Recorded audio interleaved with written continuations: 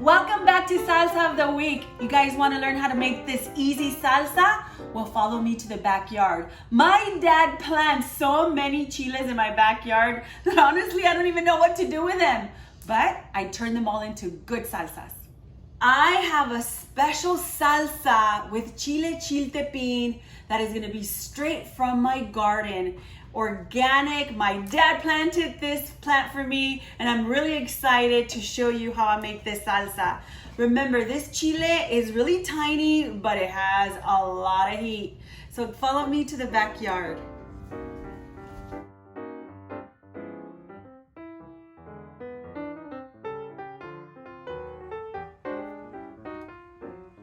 Look at my beautiful chile plant. This is a chile chiltepin, and it starts off with a beautiful round ball, green, and then it turns into this beautiful orange color.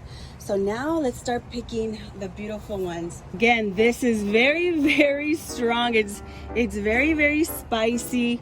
So I think I'm just gonna be using 8 for today.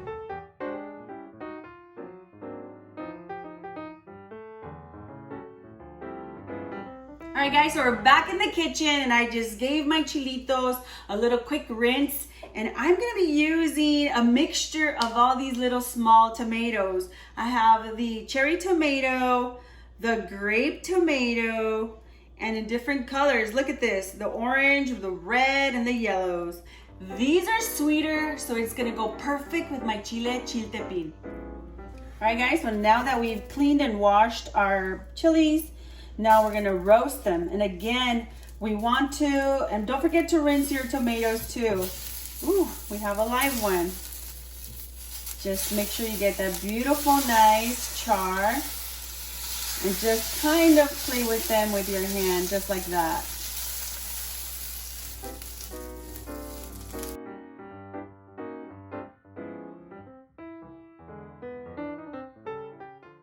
All right, look at this beautiful char that it's getting. So make sure that you're constantly moving them around so they can get that even char. And again, we're just using the 8 of these for a whole pound of tomatoes. All right guys, so while we wait for our chilies and the tomatoes to continue roasting, I'm going to just peel my garlic and start just grinding it a little. And this is the best way to peel a garlic, guys. Just give it a whack and it comes out really, really fast. So now let's add some salt. That's probably a little too much. Let's see. That's what I want.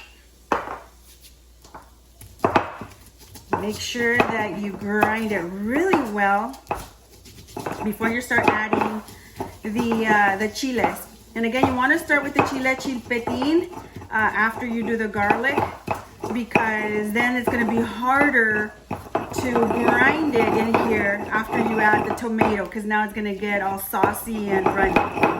There we go. This time I'm not going to roast the garlic. This is how I want it.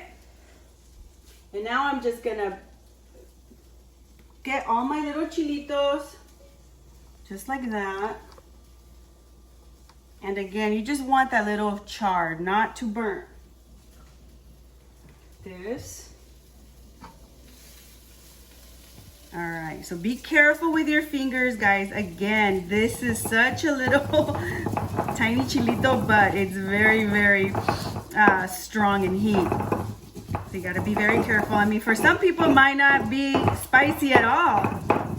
So you can play with it. And it also depends on the harvest. Sometimes they're not as spicy as other seasons. Okay, so now I'm gonna start with probably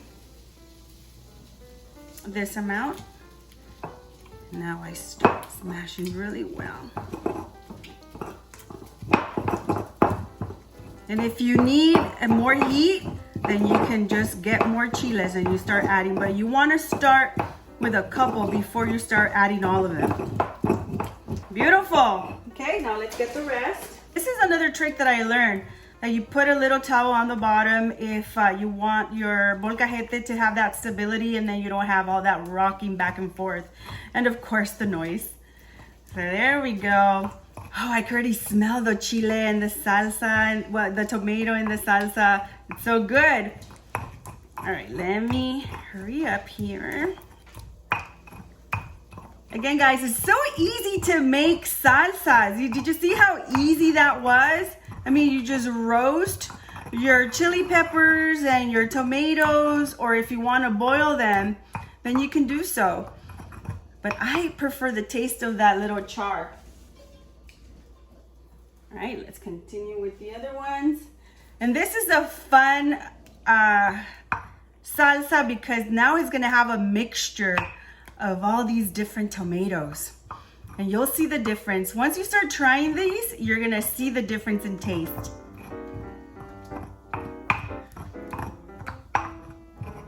So this is the very last batch. And again, as I was saying, that it's such a beautiful combination of color. Oh, and that happens, guys, so you have to be very careful. Even though I was being gentle, you still have that little one that wants to squirt out. All right, so now let's just blend these two. And like I was saying, these little tomatoes have a sweeter side of it, and it just goes perfect with this chile.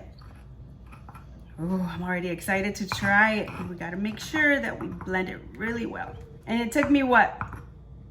10 minutes to make my salsa. There is no need for you guys to buy them pre-made with those preservatives, or you don't know how long they've been on the shelf. And believe me, once you start making your salsas freshly from scratch, you'll notice the big difference.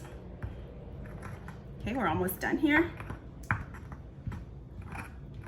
All right, guys, so I guess this is it for me. I'm gonna leave just a little pieces just to have that little chunk on my chip. But if you guys like it a little bit more smoother, just keep on going. And mine is perfect. So now we're gonna taste to see how it is in salt. Let's try it.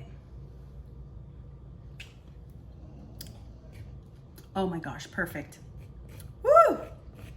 Spicy. All right, it's ready. Now we're just gonna get just a little bit of the cilantro to decorate. Just like that. Look how beautiful this is. Y listo!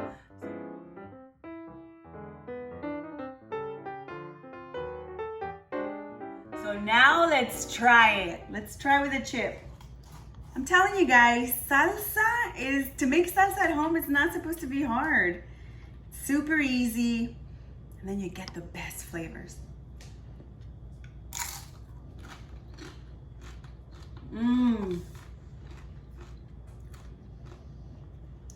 The best. All right, guys, like I've told you many times, there's so many types of different salsas that you can make and mix and match with tomatoes and the chili peppers. You can boil them, you can roast them, you can put them in the oven. But what I'm trying to say is that it's your way, it's your salsa, so you cook it the way you want to.